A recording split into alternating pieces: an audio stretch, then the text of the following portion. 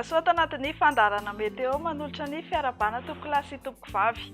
Dia ny varatra aza no mitoetra eto Madagasikara ao anatin'ny 3 andro avy ary hitondra rivotra mangatsiaka izany manerana ny nosy. Somary hitondra fikortanana izay varatra aza izay afaka 27 ora ho avy ka hampandraona ny andro indrindra ny aty amin'ny faritry ny afovoantany. Ray manontolo aty mahazo ny ilany atsinanan'ny nosy. Anomboka iamalefaka kosa ny ala izay ny alahady ho avy izao ary iverina iamafana ny andro saika manerana ny nosy. Avy hatrany ary dia mety ho toetry ny andro no vinavinaina ao amin'ny Rapitso. Zoma fa 14 ny volana Oktobra 2022 no arosanao manaraka izao. Ho amin'ny maraina dia hanorana malefaka ny morontsiraka atsimo atsinanana aty tahaka izay ihany any Analanjorofo sy Toamasina. Andrahoana ny ilany atsinanan'ny Madagasikara ray manontolo fa mety hifangaro amin'ny andian-javona vao maraina izany ny aty amin'ny ilany atsinanan'ny faritry ny avoantany. Olalovan-drahoana kosa any Samborano sy ny faritry Melankina ary Ibalika be ny masoandro ny amin'ny faritra sisa. Ho amin'ny Rapitso tolakandro indray dia hanorana tandrifin-drahoana malefaka hatrany any Samborano sy aty amin'ny faritra Analanjorofo aty. Hanorana ny morontsiraka atsimo atsinanana. Andrahoana amin'ny tsitokotoko kosa ny ilany atsinanan'ny nosy ray manontolo ary ifandimy ny rahona sy masoandro ny any amin'ny faritra sisa.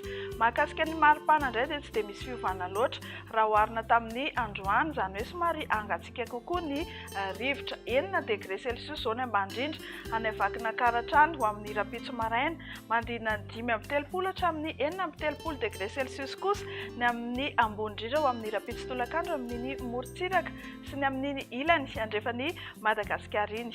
Ho amin'ny Sabotsy 15 ny volana Oktobra 2022 indray dia andrahoana ny ilany atsinanan'ny Madagasikara ray manontolo fa arahana andian-java izany aty amin'ny ilany atsinanan'ny avoantany.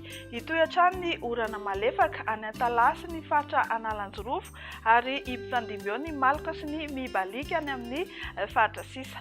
Mahakasika ny maripana indray dia tsy dia misy loatra ny fihetsehan'ny firy. Ny taremarika manodidina ny 9°C hatrany ny ambandrindra ny Vakina Karatrany ary 20 hatramin'ny 17°C eo ny aty amin'ny faritry ny avoantany hatrany no amin'ny tolakandro. Ho amin'ny alahady 19 ny volana Oktobra 2022 indray dia andrahoana mety hifangaro amin'ny andian-javona vao maraina ny aty amin'ny faritry ny avoantany ary mahazo ny faritra Vatovavy sy Fitovinany izany. Ifandimy kosa ny rahona sy masoandro ny amin'ny faritra sisa fa mbola hisy ny orana malefaka any Analanjorofo sy ny distrikany Antalahany. Mahakasika ny maripana indray dia hanomboka hiamafana ny andro eto Madagasikara, izany hoe hiakatra tsikelikely ny taremarika ny maripana. 7°C any Vakina Karatra, 12°C aty Antananarivo ny amin'ny faritry Mahajanga iny dia mandina 5-30 hatramin'ny 4-30°C ary ny amin'ny morontsiraka atsinanana ny tolakandro